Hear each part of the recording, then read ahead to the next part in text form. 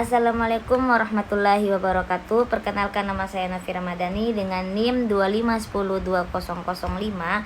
Saya akan menjawab pertanyaan-pertanyaan UAS dari mata kuliah Filsafat Pendidikan Islam. Yang pertama itu, tujuan pendidikan Islam yaitu membentuk manusia yang berakhlak mulia, berkarakter, disiplin, bertanggung jawab, dan juga berilmu, serta mampu menjalankan tugasnya di muka bumi ini dan mampu menjadi seorang khalifah di muka bumi ini.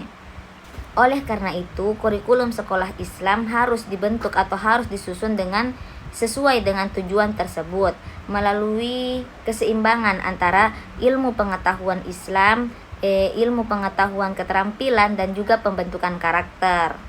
Secara umum, sekolah-sekolah Islam saat ini sudah mengarah pada pendidikan Islam karena dipadukan antara pendidikan umum dan juga pendidikan agama Islam.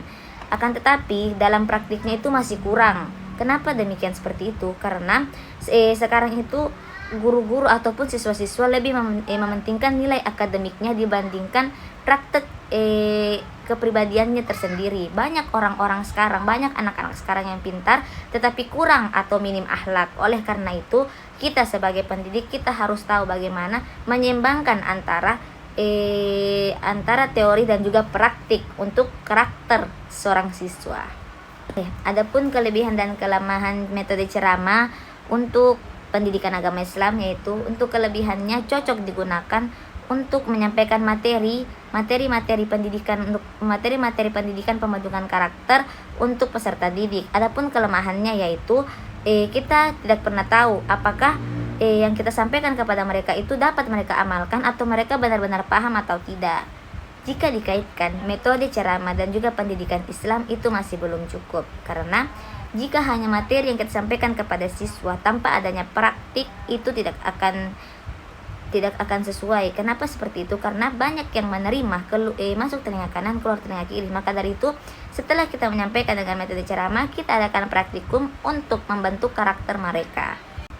Adapun penerapan evaluasi, yaitu yang pertama pengetahuan, yaitu tentang materi, pemahaman mereka tentang materi yang sudah kita ajarkan. Yang kedua, praktikum, bagaimana anak-anak itu di kebiasaannya, apakah dia sudah mempraktikkan hal tersebut atau tidak, yaitu sikapnya itu sudah masuk di praktikum juga, bagaimana sikapnya di keseharian mereka, di sehari-hari mereka itu, seperti itu. Dengan demikian, evaluasi mereka tidak hanya mencakup akademik saja, tetapi evaluasi mereka juga itu bisa membentuk karakter mereka, seperti itu. Jadi kita bisa lihat keseharian mereka, apakah materi yang kita sampaikan kepada mereka, ajaran yang kita sampaikan kepada mereka, apakah mereka lakukan di keseharian mereka atau tidak. Nah, adapun keterkaitan antara keluarga, sekolah, dan masyarakat, yaitu keluarga adalah pendidikan pertama untuk seorang anak. Kenapa demikian begitu? Karena sebelum anak-anak itu ke sekolah, dia mendapatkan praktik dari keluarganya. Mungkin tidak melalui mulut orang tuanya yang mengajarkannya, tetapi dari sikap orang tuanya. Bagaimana kita memperlihatkan karakter kita kepada anak kita akan mencontohi karakter kita. Adapun sekolah itu bukan pendidikan pertama, tetapi di sekolah mengembangkan apa yang dia dapatkan dari rumahnya. Jika dia mendapatkan yang baik-baik, maka sekolah mengembangkannya. Tapi jika dia tidak mendapatkan yang baik-baik dari sekolahnya, maka sekolah akan memperbaikinya. Adapun dari lingkungan itu sangat berpengaruh. Jika di sekelilingnya itu hal-hal baik atau hal-hal positif, maka anak-anak itu akan memperlihatkan hal positif juga.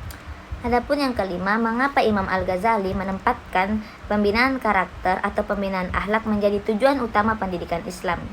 Karena Imam Al-Ghazali berpendapat bahwa tujuan utama pendidikan Islam yaitu membentuk hal-hal yang baik agar kita bahagia di dunia dan akhirat. Ilmu tanpa karakter, ilmu tanpa akhlak itu dapat disalahgunakan. Maka dari itu Imam Al-Ghazali berpendapat atau mengemukakan bahwa ilmu pengetahuan itu tujuan utamanya adalah membentuk akhlak yang mulia.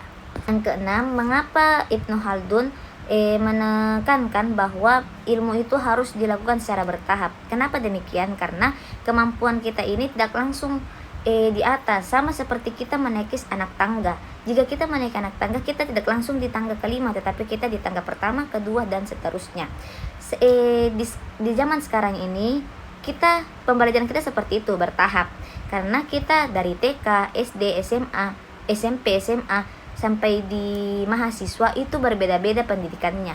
Di SD kita melalui pendidikan yang mudah dulu, setelah itu agak mudah dulu, baru sedang, terus itu berat, seperti itu.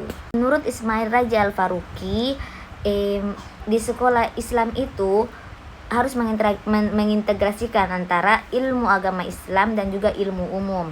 Contohnya, jika dalam satu sekolah itu kita belajar IPA, ilmu sains, maka kita kaitkan dengan kebesaran Allah. Dan jika kita belajar tentang ekonomi, kita kaitkan dengan ilmu syariah.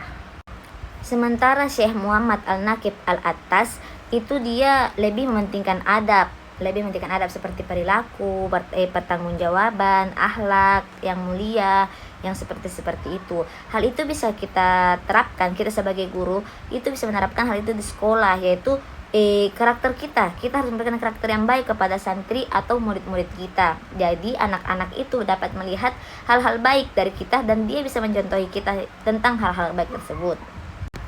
Dengan menggabungkan dua hal tersebut, satu sekolah itu tidak cuma mendapatkan siswa yang berakademik saja, tetapi menghasilkan siswa yang mempunyai akademik tinggi dan juga akhlak mulia. Baiklah, itu mungkin dari saya. Kurang dan lebihnya mohon dimaafkan.